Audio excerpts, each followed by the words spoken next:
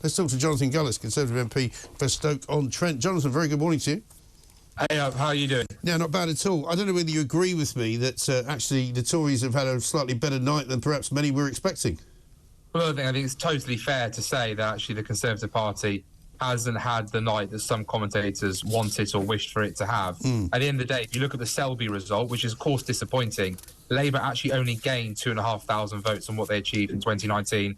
In Somerton and Frome, it was 4,100 votes that they picked up there, more than their 2019 result with the Liberal Democrats. So actually what we are seeing firsthand is a apathetic Conservative vote, understandably, at this moment in time, because ultimately they want us to see deliver. They want to see an end to the games that have been dragged out by the end of 2022. And I think that what we are starting to see with Uxbridge in particular is where Labour are in control of something, as is the case in London, as is in the case of Wales, that actually they're pretty dangerous to have in place. They chase this very extreme green agenda, willing to make people poorer for no reason at all, pushing this whole woke agenda nonsense around pronouns into our and gender ideology into our classrooms, and ultimately don't know how to run and look after public finances. The NHS in a worse state in Wales than any other part of our United Kingdom. So ultimately, I think that Labour's still got a lot of questions to answer, and Sir Keir Starmer has got to learn to stop flip-flopping every opportunity and actually start saying what he actually believes in, other than, I'll say whatever I think Twitter wants me to say. Well, that's right, because for Labour to only win one of the three by-elections,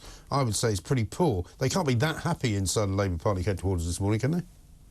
Absolutely not. Like you say, if you look at national opinion polls, they should be sweeping the board. And actually what we saw in Somerton and Frome is that I think their vote went down by 10%. Well, they lost their deposit though, I think, didn't they? Lost their deposit, like you say, and the Lib Dems vice versa in Selby as well. So actually I think this is a real obvious sign here that actually Labour aren't on course to win some whopping majority. Ultimately, the Liberal Democrats are clearly outperforming them in certain parts of the country, and the Conservatives need to do as much as they can do to convince those voters who are currently sitting at home, because of course these by-elections were around 45%, I think it was on average, turnout, rather than the 60, 70% that we know would normally be in a general election. But we have to give them a reason to vote for us, Mike, because you've been banging on for a long time now. We need to get back to common sense. We need to make sure that we're actually stopping the boat.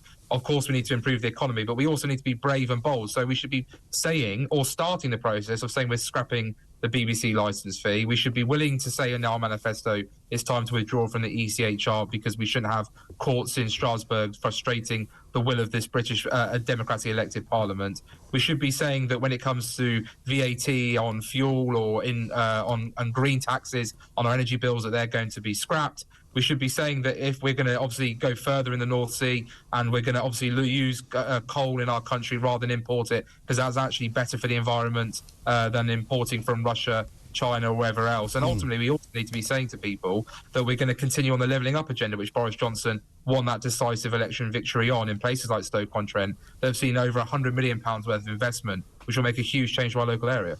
And what are you hearing from the sort of central office computers this morning? What are you hearing from, what's the message being given out from the Conservatives? Because last night I know that before the results came in, certainly Kate McCann was talking about getting messages from some Tories saying, you know, obviously we're going to have to learn from this, we're going to have to get out there and get the message across better. Is that kind of what you're saying? Well, Mike, it won't shock you that I normally take my own line. I don't really go and check what the line is meant to be. Yeah, no, I don't mean you should do that. I just wonder what they're actually saying to you. No, of course. No, look, the key message from the party chairman, of course, the Prime Minister as well, is that, you know, there's still a long way to go. We've got to deliver on these 5 pledges. If we deliver on the 5 pledges or make significant progress in them, that people will then be willing to listen to what it is of a long-term vision under Rishi Sunak will look like. But I also think that we should be making it very clear, and I will be feeding in via my whip later today, that we've got nothing to lose. We don't need to necessarily pass lots of new laws. We've got existing laws which give ministers power to do certain things. We should be going brave and bold, putting that very clear, definitive line between us and the Labour Party, as well as the Liberal Democrats, and putting some ideas out there that resonate with the great British public. We see that the Illegal Migration Act, as it now is, has actually got support even of the majority of Labour voters. So ultimately, we should be now putting the BBC licence fee, removing green taxes on energy bills, obviously looking potentially at onshore wind where it's appropriate to help fuel our energy sector, actually delivering on these small nuclear modular reactors,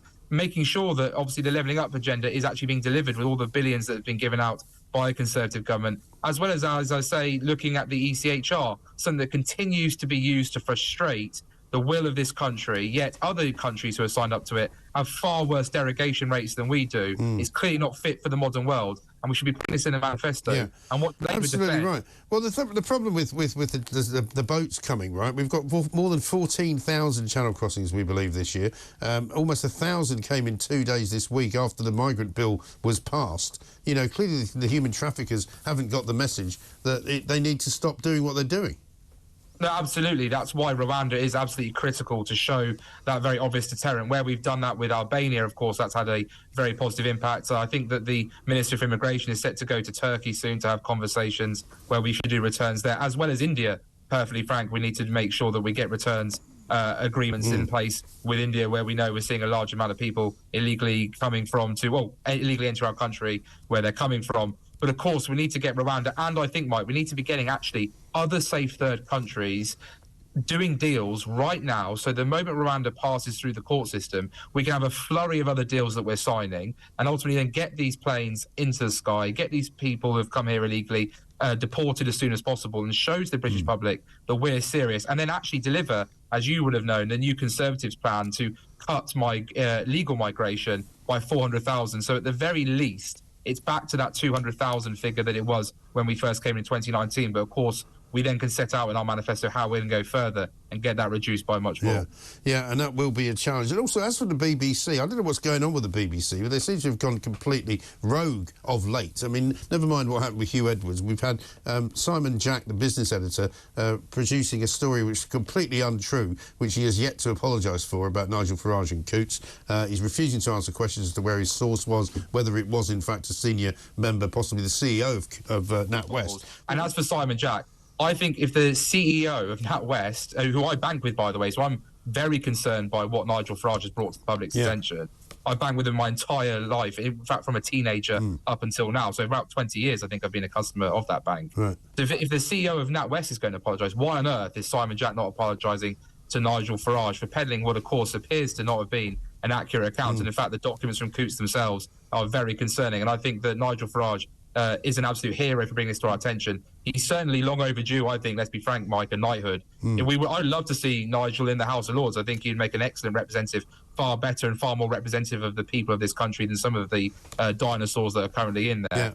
You would then actually bring about real democracy. I'm sure a lot of people would agree with you. Finally, let's talk about consultant doctors. There's a consultant oncologist who's quoted in the Times today. I don't know if you've seen this, a guy called Clive Peedle from Middlesbrough, who's looking forward very much to go on strike today, because he says what he's going to do is he's going to pick up all the patients that he's not going to see today, bring them to his out-of-hours clinic and charge the government 3 to 4 times what he would normally get per hour, because those are the BMA rates. And he says, I'm going to completely keep this action up for as long as it takes. I will be financially better off, and it's going to cost the government a fortune. I mean, what sort of people are they? It's disgusting, Mike. When you hear the BMA pushing this idea that they want to see, what is it, a 35% pay increase for people who earn at a minimum around £93,000 up to £130,000, and they're claiming that they're struggling. I mean, it's just deeply insulting to people in places like Stoke-on-Trent who on average earn £100 less per week than the UK average. So you're telling people at Stoke-on-Trent that their health is meaningless because you need to, I don't know, maybe heat your swimming pools or look after your second home or top up your Buy another Aston Martin. No, exactly, buy another Aston Martin. I mean, these guys just need to get into the real world. And for the fact that someone is now looking to shamelessly profiteer off strike action, well, I think they should be quite frankly struck off the medical That's what I would do. I mean, if they want to work in the private industry, then let them go and do it. But they should not be poisoning the well at the NHS, and they should not be doing in any way harm to people who cannot see them today because they can't be bothered going to work. I think it's absolutely disgraceful. It's shameful, and like I say, I'll have people filling up my inbox telling me that, you know, very serious ailments that need to be seen, and because some people want to play games and actually take advantage in the case of Clive there that you quoted, rather than actually doing what they're meant to do. And I think they pretty much, there's some sort of, I'm pretty sure, medical oath that you kind of effectively swear where you're obviously bearing, you know, that you're going to put the patient first. First, do no harm is what it says.